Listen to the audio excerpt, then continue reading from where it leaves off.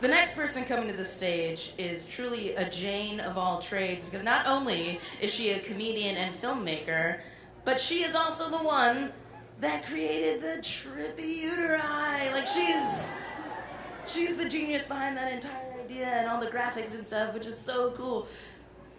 I want to make sure I get it right. It's important. Please help me welcome to the stage, Sriya Sarkar.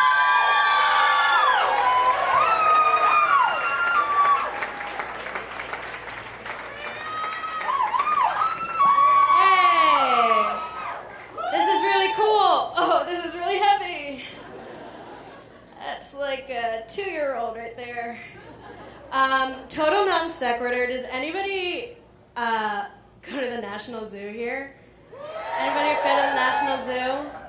I may be from New York, but I grew up here. I love the National Zoo. The pandas in particular.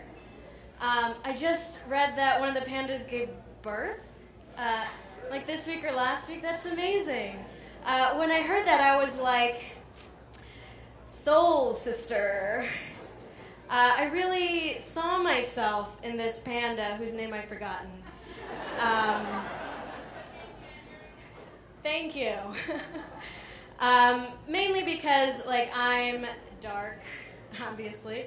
My boyfriend is white, and our embryo technically still had a tail when it was aborted. She went for the tail joke. But like more so than that, I was raised Hindu, so we believe in this thing called reincarnation. And I guess since I was due right around this time,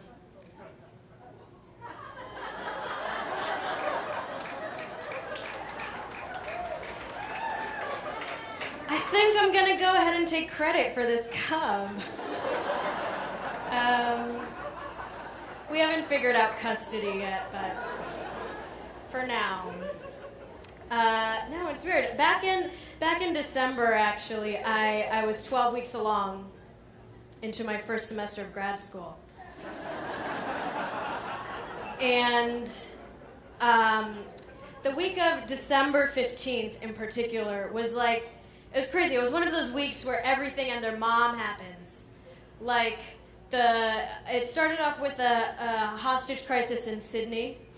And then there was this really unfortunate school bombing in Peshawar in Pakistan. The author of Clifford the Big Red Dog died. And this was the week that I had to find out I was 7 weeks pregnant during finals week. And I did the math really quickly, because I can. And I consulted my period tracker. And apparently my boyfriend and I had been intimate during midterm elections. So we conceived on election night. Or, depending on which way you look at it, the night Republicans took hold of Congress. And on top of that, I'd given him shit for not voting that day. So with all these signs, you can see why it was necessary to have this abortion.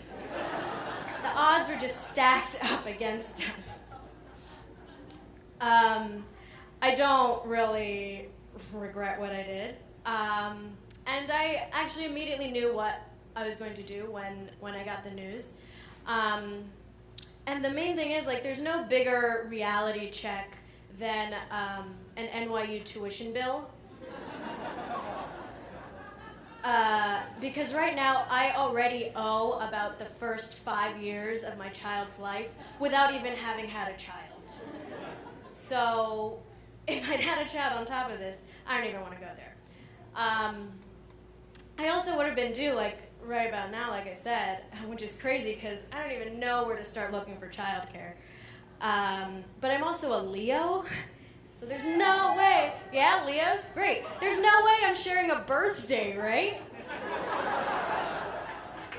My birthday, my day, get born a different day. That's what choice is all about.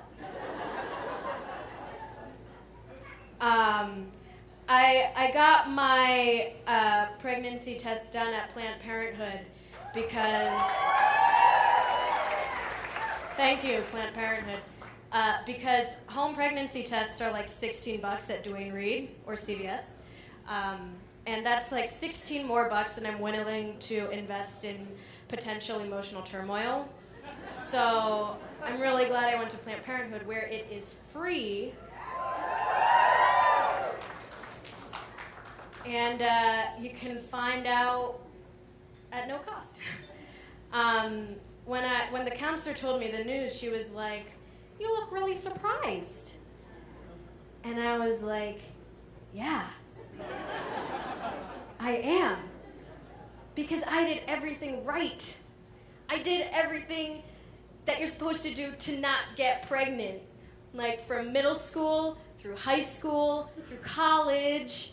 I did everything I was told to do. I was a good student. I focused on my studies. I went to SAT camp. I groomed myself according to conventional beauty standards, but only just enough to still look androgynous. I flirted, but not effectively enough for other people to reciprocate my feelings. I wasn't kissed until I was 22. I didn't have sex till I was in a committed relationship.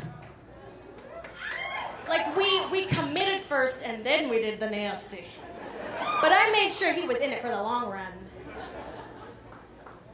And even then, it was always protected. I never once had unprotected sex. A few months in, I got an IUD. And that's why I was really surprised. It was because I had an IUD. And for those of you who don't know, IUDs are supposed to be more than 99% effective. And the reason they don't say 100% is because of cases like mine. It was just a freak accident, but freak accidents apparently happen.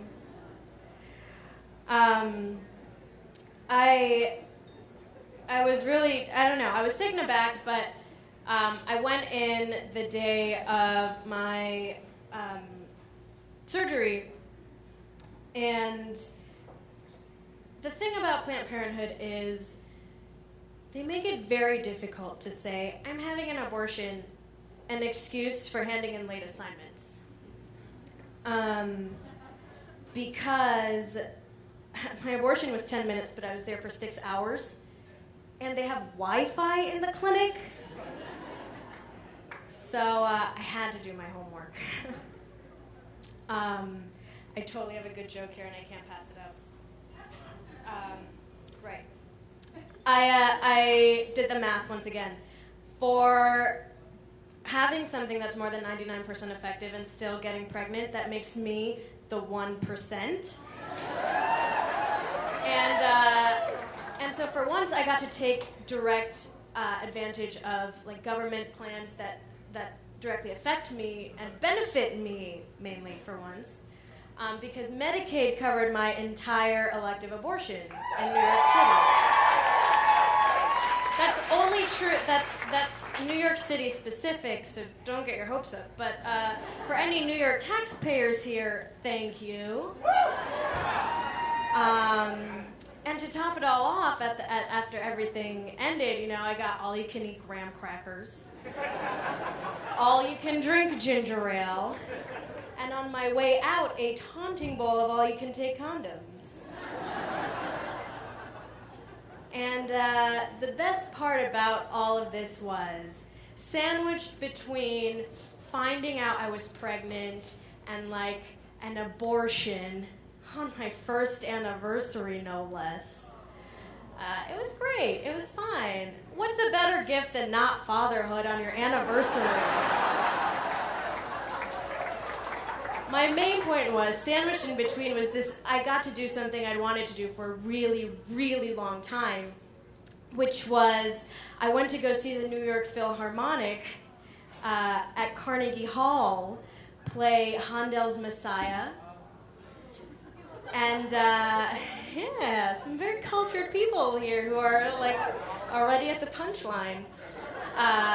Because sitting through a 3-hour-long oratorio about the life and death of Jesus Christ 15 hours before getting an embryo vacuumed out of you is a singular experience that I hope to share with my children one day. Thank you very much.